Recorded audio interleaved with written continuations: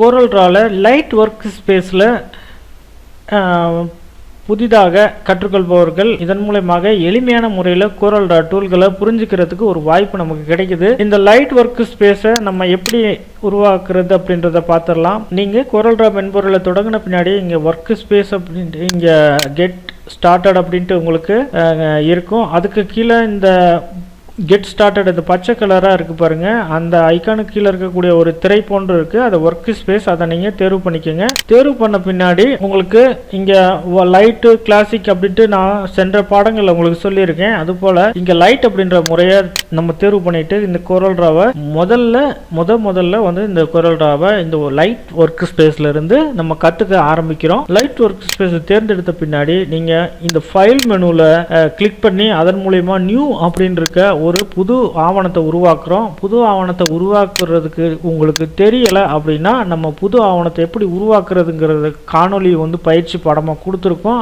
அதை நீங்கள் பார்த்துட்டு இந்த புது ஆவணத்தை உருவாக்குறத பற்றி நீங்கள் பார்த்துக்கலாம். நான் இப்போ இந்த ஒரு புது ஆவணத்தை கிரியேட் பண்ணிக்கிட்டேன் ஒரு A4 சைஸில். இப்போ எனக்கு லைட் ஒர்க் ஸ்பேஸ் கிடச்சிருச்சு. ரொம்ப எளிமையாக இதில் இருக்க டூல்கள் வந்து நமக்கு புரிஞ்சுக்கிறதுக்கு ஏற்ற மாதிரி CorelDRAW நமக்கு ரொம்ப அருமையாக கொடுத்துருக்குறாங்க. இதில் கிட்டத்தட்ட ஒரு 13 டூல்களை வந்து நமக்கு கண்ணோட்டத்தில் வச்சுருக்காங்க. இந்த டூல் பாக்ஸில் இருக்கக்கூடிய டூல்களின் பெயர்களை நம்ம முதல்ல தெரிஞ்சுக்கலாம். இங்கே டூல் பாக்ஸில் முதல்ல இருக்கக்கூடிய டூல் பிக் டூல்னு சொல்கிறாங்க. அதுக்கு அடுத்தபடியாக இருக்கக்கூடியது ஷேப் டூல் அப்படின்னு இங்கே இருக்குது. அதுக்கு அடுத்தது கிராப் டூல், அப்புறம் ஃப்ரீ ஹேண்ட் டூல் கொடுத்துருக்காங்க. அதுக்கப்புறம் ரெக்டாங்குலர் டூல் அப்படின்ட்டு இருக்குது. அதுக்கப்புறம் எலிப்ஸ் டூல் இருக்குது. அதுக்கப்புறம் டெக்ஸ்ட் டூல் கொடுத்துருக்காங்க. ட்ராப் ஷேடோ டூல் கொடுத்துருக்காங்க. டிரான்ஸ்பரன்சி டூல் கொடுத்துருக்காங்க. அதுக்கப்புறம் கலர் ஹைட்ராப்பர் டூல் அப்படின்ட்டு ஒன்று கொடுத்துருக்காங்க. இங்கே இருக்கிறது இன்ட்ராக்டிவ் ஃபில் டூல் கொடுத்துருக்காங்க. Smart fill tool. இந்த லைட் ஒர்க் ஸ்பேஸில் இத்தனை டூல்களை அடுக்கியிருக்காங்க. ரொம்ப கம்மியான டூல்கள் இருக்கிறதுனால இந்த CorelDRAWல இருக்கக்கூடிய டூல்களை ரொம்ப எளிமையாக புரிஞ்சிக்க முடியும். அந்த டூல்களின் பேர்களை நம்ம முதல்ல கவனத்தில் வச்சுக்கிறது அடிப்படை விஷயங்களை கற்றுக்கிறதுக்கு நமக்கு ரொம்ப உபயோகமாக இருக்கும் அப்படின்றத நான் சொல்லிக்கிறேன். இங்கே இருக்கக்கூடிய பிக் டூல் அதனுடைய பயன்பாடுகளை பற்றி நம்ம இந்த காணொலியில் தெரிஞ்சுக்க போகிறோம். அப்புறம் ஆப்ஜெக்ட்னா என்ன அப்படின்ற ஒரு விளக்கத்தையும் நம்ம இந்த டுட்டோரியலிருந்து நீங்கள் கற்றுக்கலாம். முதல்ல ஆப்ஜெக்ட்னா என்ன அப்படின்றத சொல்லி அதுக்கப்புறம் பிக் டூல் பற்றின பாடங்களுக்கு வரலாம். முதல்ல ஆப்ஜெக்ட்னா என்னன்னு பார்த்தோம் அப்படின்னா CorelDRAWல வரையப்படுகின்ற எந்த ஒரு டிராயிங்காக இருக்கட்டும், அல்லது ஒரு இந்த மாதிரியான ரெக்டாங்குலராக இருக்கட்டும், அல்லது ஒரு எலிப்ஸாக இருக்கட்டும், எதுவாக இருந்தாலும் இங்கே நம்ம இப்போ ஒரு டிராயிங் வரைகிறோம் அப்படின்னு கேட்டிங்கன்னா இந்த மாதிரி ஃப்ரீ ஹேண்ட் எடுத்து ஒரு டிராயிங் வரைகிறோம். இந்த ஃப்ரீ ஹேண்டில் வரைகிற இந்த இதாக இருக்கட்டும், அல்லது இந்த ரெக்டாங்குலரை கொண்டு உருவாக்கப்படுற இந்த ஒரு சதுரமாக இருக்கட்டும், அல்லது இந்த எலிப்ஸ் டூலை பயன்படுத்தி உருவாக்குற இந்த வட்டமாக இருக்கட்டும், இந்த ஒவ்வொன்றும் இந்த மாதிரியான ஒவ்வொரு வரைகிற பொருளுக்கும் நம்ம என்ன பேர் சொல்கிறோம் அப்படின்னா இதை ஆப்ஜெக்ட்னு தான் சொல்கிறோம். இந்த ஆப்ஜெக்ட்டுகளை செலக்ட் பண்ணுறதுக்கு இந்த CorelDRAWல வரையப்படுற டிராயிங்களை தேர்வு செய்கிறதுக்கு இந்த பிக் டூல் ரொம்ப உபயோகமாக இருக்குது. இந்த பிக் டூலினுடைய பயன்பாடு இந்த CorelDRAW மென்பொருளில் ரொம்ப அதிகம் அப்படின்னு நான் இந்த டுட்டோரியல் மூலமாக உங்களுக்கு சொல்லிக்கிறேன். அதே போல் இந்த பிக் டூல் எதுக்காக பயன்படுது அப்படின்னா ஒரு ஆப்ஜெக்டை செலக்ட் பண்ணுறதுக்கு. பாருங்கள், இங்கே எதுவுமே இல்லை. இந்த ஆப்ஜெக்டை வந்து நம்ம தேர்வு பண்ணால் மட்டும்தான் இது ஒரு இடத்துலேருந்து இன்னொரு இடத்துக்கு நகர்த்தவோ அல்லது ஏதாவது ஒரு அளவுகளை மாற்றவோ முடியும். அப்போ இந்த பிக் டூல் இல்லாமல் இது எதுவுமே அசைக்க கூட முடியாது. அப்போ இந்த பிக் டூலோட பயன்பாடு என்ன அப்படின்னு பார்த்தீங்கன்னா இங்கே பிக் டூலுக்கு கீழே வந்து நமக்கு ஒரு ஹிண்ட்ஸ் கொடுத்துருக்காங்க பாருங்கள். ஒரு ஆப்ஜெக்டை தேர்வு பண்ணுறதுக்கு இந்த ஆப்ஜெக்ட் பக்கத்தில் கொண்டு போனால் நம்மளுடைய இந்த கர்சர் வந்து கிளிக் பண்ணிட்டீங்கன்னா அந்த ஆப்ஜெக்ட் தேர்ந்தெடுக்கப்பட்டுரும். ஒரு ஆப்ஜெக்ட் தேர்ந்தெடுக்கிறதுக்கு இந்த பிக் டூலை யூஸ் பண்ணுறோம். அதுக்கப்புறமா பார்த்தீங்கன்னா நகர்த்துறதுக்கு ஒரு இடத்துலேருந்து இன்னொரு இடத்துக்கு நகர்த்துறதுக்கு இந்த பிக் டூல் யூஸ் ஆகுது. இப்போ நான் தேர்ந்தெடுத்த ஆப்ஜெக்டை மேலே இருக்குது, அதை நான் அப்படியே கிளிக் பண்ணி அப்படியே கீழேயோ அல்லது மேலேயோ அல்லது பக்கவாட்டிலையோ என்னால் கிளிக் பண்ணி நம்ம கிளிக்கை விடாமல் அப்படியே இழுத்து கொண்டு வரணும். அப்படியே கொண்டு வந்து எந்த இடத்துல தேவையோ அந்த இடத்துல கிளிக்கை விட்டுட்டோம்னா அதை நின்றுக்கும். இந்த மாதிரி ஒரு இடத்துலேருந்து இன்னொரு இடத்துக்கு ஆப்ஜெக்டுகளை கடத்துறதுக்கு இந்த பிக் டூல் ரொம்ப உபயோகமாக இருக்குது. அதுக்கப்புறம் பார்த்தீங்கன்னா இந்த அளவுகளை மாற்றுறதுக்கு நமக்கு இந்த பிக் டூல் உபயோகமாக இருக்குது. எப்படி அப்படின்றத பார்க்கலாம். இந்த ஒரு சதுரம் இருக்குது பாருங்கள். இந்த சதுரத்தை நான் பிக் டூல் மூலமாக செலக்ட் பண்ணிட்டேன். செலக்ட் பண்ண பின்னாடி எனக்கு இங்கே கருப்பு நிறத்தில் ஒரு 8 கட்டங்கள் தெரியுது பாருங்கள். இதை வந்து பவுண்ட்ரி அப்படின்னு சொல்கிறோம். இந்த ஆப்ஜெக்டோட பவுண்ட்ரி அப்படின்னா இந்த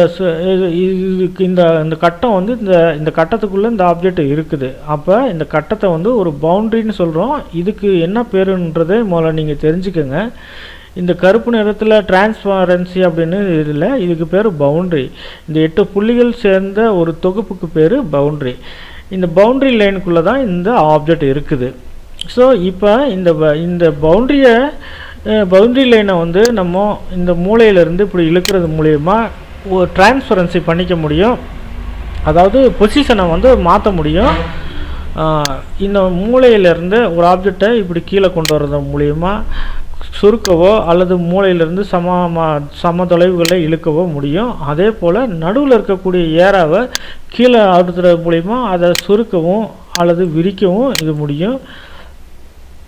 அதே போல் இதனுடைய பக்கவாட்டில் இந்த மாதிரி 4 பக்கமும் தனித்தனியான இந்த கருப்பு புள்ளிகளுக்கு நேராக உங்களுடைய மவுஸை கொண்டு போய் கிளிக் பண்ணி ட்ராக் பண்ணுறது மூலிமா அந்த ஆப்ஜெக்டை ஒரு வடிவத்திலேருந்து இன்னொரு வடிவத்திற்கு உருமாற்றம் பண்ணக்கூடிய வாய்ப்பு இந்த பிக் டூலில் இருக்குது. அதுக்கப்புறம் பார்த்தீங்கன்னா இந்த நடுவில் ஒரு பெருக்கல் போன்ற ஒரு அமைப்பு இருக்குது பாருங்கள். இது இந்த பாக்ஸினுடைய அல்லது இந்த ஆப்ஜெக்டின் எந்த ஒரு ஆப்ஜெக்டாக எடுத்துக்கிட்டாலும் அந்த ஆப்ஜெக்டினுடைய புள்ளி அப்படின்னு இது சொல்லலாம். இதுக்கு பக்கத்தில் நம்ம கர்சரை கொண்டு போனோம்னாலே அங்கே சென்டர் அப்படின்ட்டு ஒரு உங்களுக்கு தெரியுது பாருங்கள். அதை நீங்கள் ஒரு கிளிக் பண்ணிங்க அப்படின்னா உடனே நமக்கு அந்த 4 கரும்புள்ளிகளும் பார்த்தீங்கன்னா இந்த 8 கரும்புள்ளிகளும் இப்போ நமக்கு 8 விதமான 2 பக்க ஏரோக்களாக மாறிடுச்சு. இந்த 2 பக்க ஏரோக்கள் இந்த டபுள் சைடு ஏரோ அதை நீங்கள் அது பக்கத்தில் நீங்கள் இங்கே இருக்கக்கூடிய ப்ளஸ் போன்ற நம்மளுடைய கர்சர் வந்து அது பக்கத்தில் போகிறப்போ அது பாருங்கள் 2 பக்கம் இந்த மாதிரி சுற்றுறதுக்கு ரொட்டேட் பண்ணுறதுக்கு தகுந்த மாதிரி வட்டத்துக்கு தகுந்த வட்ட மாதிரியான ஒரு வடிவமாக மாறிடுச்சு இந்த நம்மளுடைய கர்சர். அப்போ அங்கே கிளிக் பண்ணி இந்த ஒரு ஆப்ஜெக்டை நீங்கள் ஃப்ரீயாக சுழட்டிக்க முடியும். ஃப்ரீயான எந்த ஒரு இடைஞ்சல் இல்லாமல் சுழட்டிக்க முடியும். CorelDRAWல இந்த ஆப்ஜெக்ட்டுகளை சுழற்றுறதுக்கு ஒரு கட்டுப்பாட்டு முறைகள் இங்கே இருக்குது. அதை ஹின்ஸ் அப்படின்ற முறையில் இங்கே பார்க்கலாம் பாருங்கள். ரொட்டேட் அண்ட் ஸ்கியூவிங் ஆப்ஜெக்ட் அப்படின்ட்டு ஹின்ஸ் சொல்லியிருக்கு. அந்த ஹின்ஸில் holding down control if you want to rotate the object in 15 degree increments அப்படின்னு கொடுத்துருக்குது. நம்ம கீபோர்டில் கண்ட்ரோல் விசையை அழுத்திக்கிட்டு இங்கே இதை ரொட்டேட் பண்ணி பார்க்க முயற்சி பண்ணுங்கள். நானும் இங்கே ரொட்டேட் பண்ணுறேன். இதை ரொட்டேட் பண்ணுறப்போ பார்த்தீங்கன்னா 15 டிகிரி மட்டும்தான் கோணத்தில் திரும்பி இருக்குது. இதை எப்படி 15 டிகிரி கோணத்தில் திரும்பி இருக்குது அப்படின்றத நம்ம எப்படி செக் பண்ணுறதுன்னு பார்த்தீங்கன்னா இங்கே இந்த ஆங்கிள் ஆஃப் ரொட்டேஷன் அப்படின்ற இந்த ப்ராப்பர்ட்டி பாருக்குள்ளே வாங்க. இந்த ஆப்ஜெக்ட் ப்ராப்பர்ட்டிக்குள்ளே பார்த்தீங்கன்னா இங்கே பாருங்கள் 15. இங்கே வந்து இந்த சின்னதாக இருக்குது பாருங்கள் ரவுண்டு, இது வந்து டிகிரிக்கான சிம்பிள். அப்போ இங்கே 15 காமிக்குது. இதை 15 டிகிரி இப்போ நம்ம சுழற்றி வச்சுருக்கோம். அப்போ மீண்டும் இன்னொரு தடவை கண்ட்ரோல் விசையை அழுத்தி நம்ம இதை சோதனை பண்ணி பார்க்கலாம். இன்னொரு ரொட்டேட் பண்ணுறோம். அப்போ இப்போ என்ன பண்ணியிருக்கோம்னா 2வது ரொட்டேட் பண்ணியிருக்கோம். அப்போ 30 டிகிரி இங்கே மாறி இருக்குது. அப்போ இங்கே என்ன கோண மாற்றமோ அந்த கோண மாற்றங்கள் இங்கே நமக்கு தெரியுது. ஸோ இதை வந்து கண்ட்ரோல் விசை அழுத்துறது மூலிமா இதனுடைய கோணங்களை 15 டிகிரி கட்டுப்பாட்டில் நம்ம சுழற்றிக்க முடியும். அப்புறம் இந்த நடுவில் இருக்க ஏரோ கிளிக் பண்ணி இங்கே மற்ற இந்த ஸ்கியூ அப்படின்னா இங்கே கொண்டு போகிறப்போ மேலே இங்கேயும் இந்த மாதிரி உருவங்களை வந்து நீட்டிக்க முடியும் அல்லது கீழே இழுத்துக்க முடியும். அதே போல் பக்கவாட்டிலையும் நீட்டிக்க முடியும், இந்த மாதிரி இழுத்துக்க முடியும். இதை ஒரு இணைகரம் அப்படின்னு தமிழில் சொல்லலாம். ஒரு இணைகரம் மாதிரியான வடிவங்களை உருவாக்கிக்கலாம் இந்த மாதிரி. ஒரு சதுரத்தை ஒரு செவ்வகத்தை இணைகரம் அல்லது முக்கோணமாக இந்த மாதிரி உருவாக்க முடியும். அது பற்றின டூல் தான் இந்த மாதிரியான விஷயங்களை பயன்படுத்துறதுக்கு தான் இந்த பிக் டூல் யூஸ் ஆகுது அப்படின்றத இந்த காணொளி மூலமாக நீங்கள் தெரிஞ்சுக்கிட்டீங்க. அடுத்த டுட்டோரியலில் உங்களுக்கு இந்த டூல்களினுடைய பயன்பாடுகள் ஒவ்வொன்றையும் கற்றுக்கலாம். நன்றி, வணக்கம்.